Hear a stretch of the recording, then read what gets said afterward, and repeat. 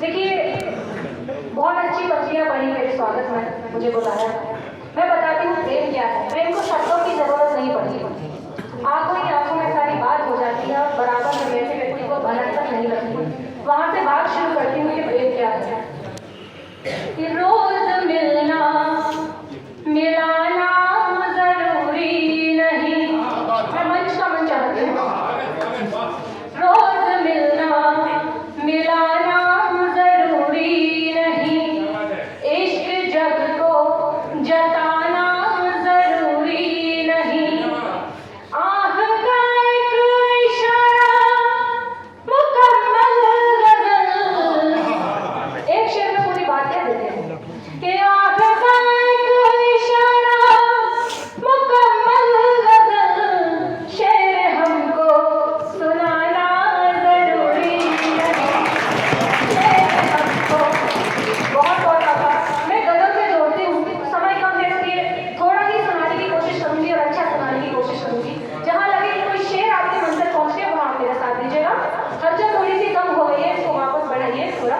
मैं प्रेम पर आती हूँ। मुझे पता है कि आप क्या सुनना चाहते हैं।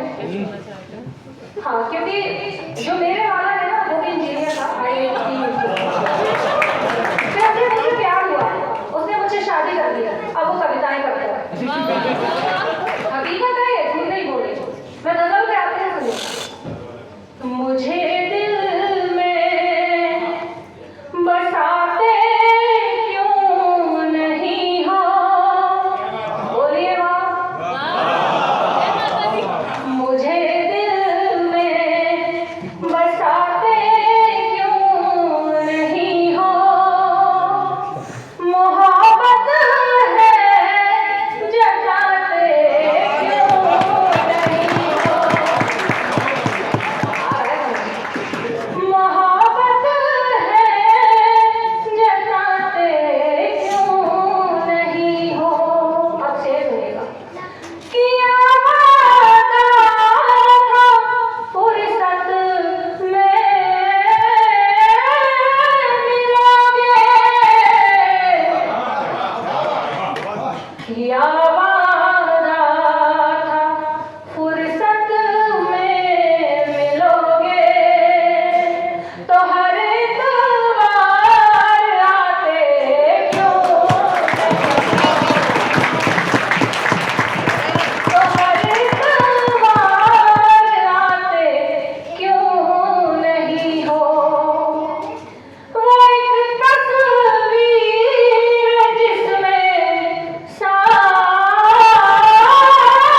थे हम, वो एक तस्वीर जिसमें साथ थे हम, उसे दीपी बनाते,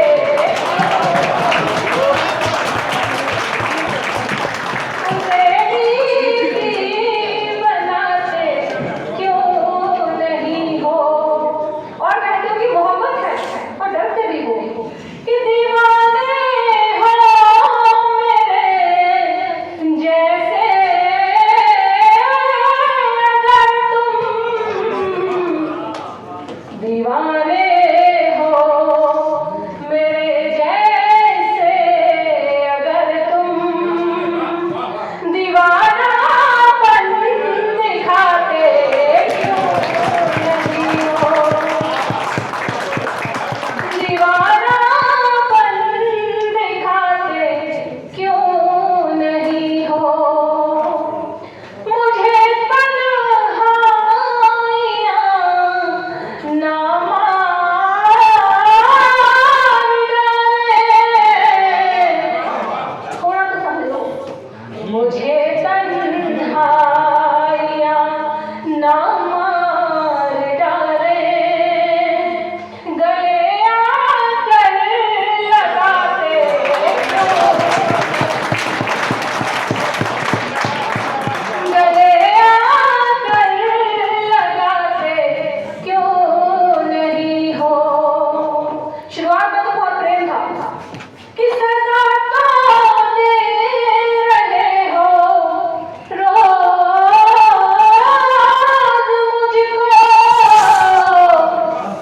सजा तो दे रहे हो रोज मुझको, खता मेरी बताते क्यों नहीं हो। बहुत आभार। अभी पद्मिनी जी कह रही थी कि नए नए प्रेम में है ये लोग, नया नया प्रेम है। मैं सही बताऊँ आपको, मेरे वाले में 12 की थी जब तक उसने मुझसे शादी की।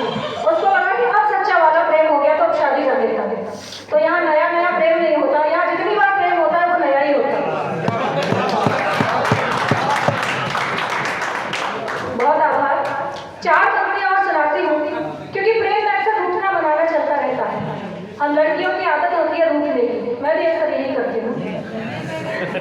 जब कुछ गिफ्ट मिल जाता है तो मान जाती हूँ, तब पंक्तियाँ समर्पित करती हूँ। और यदि आपकी प्रेमिका या आपकी पत्नी आपसे रूठ जाए तो यह पंक्तियाँ आप उन्हें सुना दीजिएगा। या मेरी सबसे ज्यादा वायरल हुई है, आप इंस्टाग्राम पर देख सकते हैं।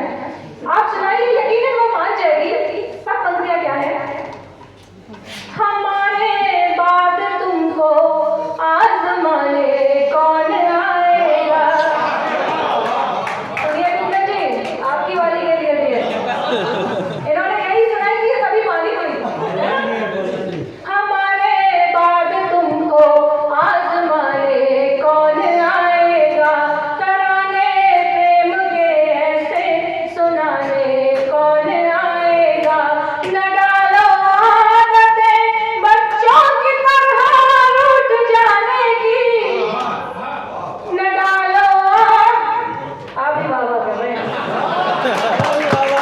मैंने कुछ बोल दिया तो आप मेरे पीछे पड़ जाओगे। क्षमा।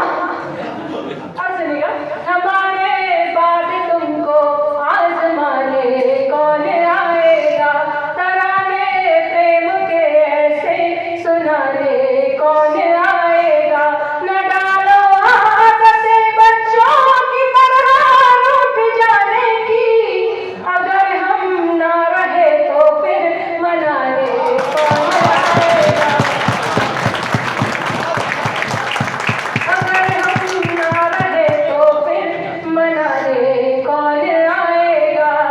देखिए यहाँ पर कुछ बड़े भी बैठे हुए हैं, उनके जीवन के अपने अनुभव हैं कि जब हम दुख में होते हैं, जब हम सुख में होते हैं तब तो हमारे साथ बहुत सारे रिश्ते जुड़े हुए होते हैं, मगर जब हम दुख में होते हैं, तकलीफ में होते हैं, तब पता चलता है कि हमारे साथ कौन खड़ा है। तब हमें एहसास होता है अपने का और पराई का। वहाँ से पंक्तियाँ लिखी हैं, आपके अनुभव को लेकर पंक्तियाँ लिखी हैं, सुनिएगा। लगे कि कुछ अच्छा कह दिया तब साथ दीजिएगा। भरोसे में बंधे बंधन भी अक्सर टूट जाते हैं, जरा सी बात लग जाए सगे भी रूठ जाते हैं। मगर रिश्तों को मुश्किल की घड़ी में आजमा लेना, मगर रिश्तों को मुश्किल की घड़ी में आजमा लेना, कि अपने अपने होते हैं पराए छूट जाते हैं, कि अपने अपने होते हैं पराए छूट जाते हैं। महिलाओं की बात हुई थी, बहुत सारी रील्स आप लोग देखते हैं, वायरल होती है अक्सर। महिलाओं पर, पत्नियों पर, अर्धांगिनी पर जोक्स बनाए जाते हैं, वायरल भी होते हैं। मगर असल में नारी क्या है, मैं 4 पंक्तियों के माध्यम से बताती हूँ। खुद को हर सांचे में ढाला करती है, खुद को हर सांचे में ढाला करती है, हंसकर सबकी बातें टाला करती है। जिस पत्नी पर हास्य व्यंग तुम करते हो, जिस पत्नी पर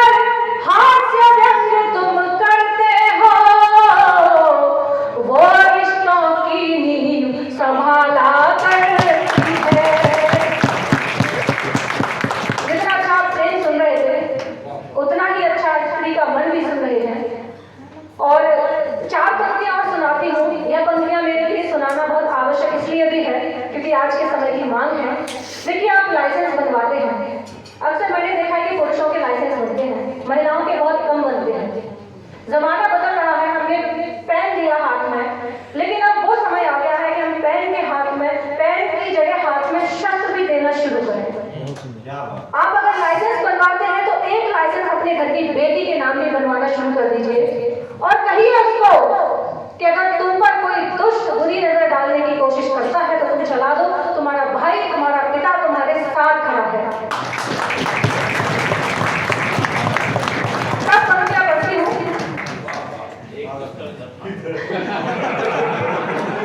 ये तो पहले ही आगे खत्म है, अब क्या इंट्रोड्यूस करता है। ये हमारे बड़े हैं, हम इनका सम्मान करते हैं। मैं पंक्तियों पर आती हूँ। आपको पता है कि माइक में दोबारा नहीं मिलने वाले।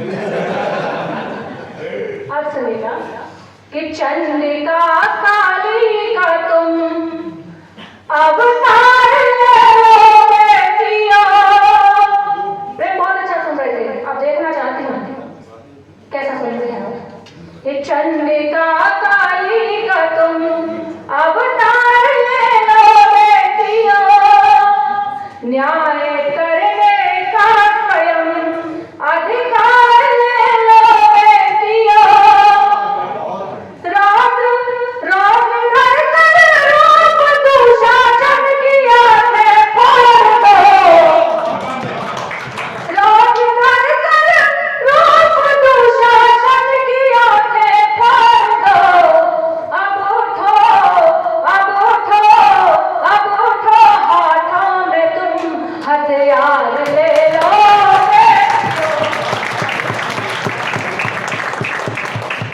एक वक्त और सुनाती हूँ जो मेरी पहचान क्या है और उसके बाद मैं अपनी जगह पर बैठूंगी।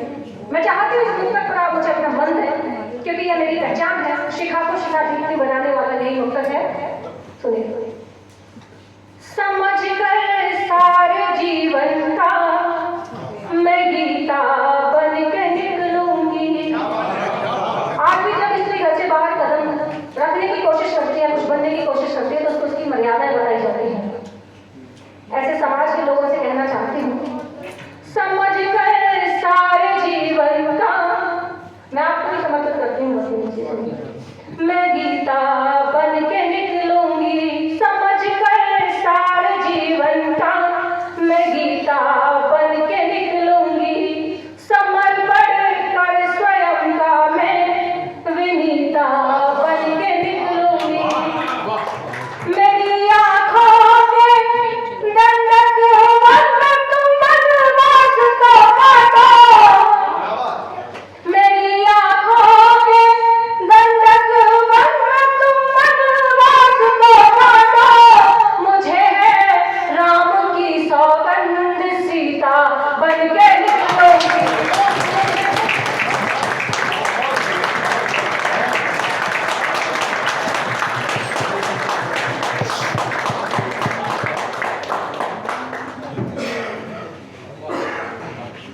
शुक्रिया दीप्ति शिखा जी, एक बार के लिए तालियां बजा दीजिए। साफ गोई से अपनी बात कही। मैं यहाँ इसलिए आया हूँ कि जिस अभी तक जो हम लोगों को बुला रहे हैं और जिन्होंने गुलदस्ता सजाया, भाई चंदन द्विवेदी, अब उनकी बारी है, क्योंकि खुद कविता पढ़ने को मिले, इसके लिए जो 7 कवियों को बुला कर लाया, तो उनके लिए तो विशेष ताली बजनी चाहिए।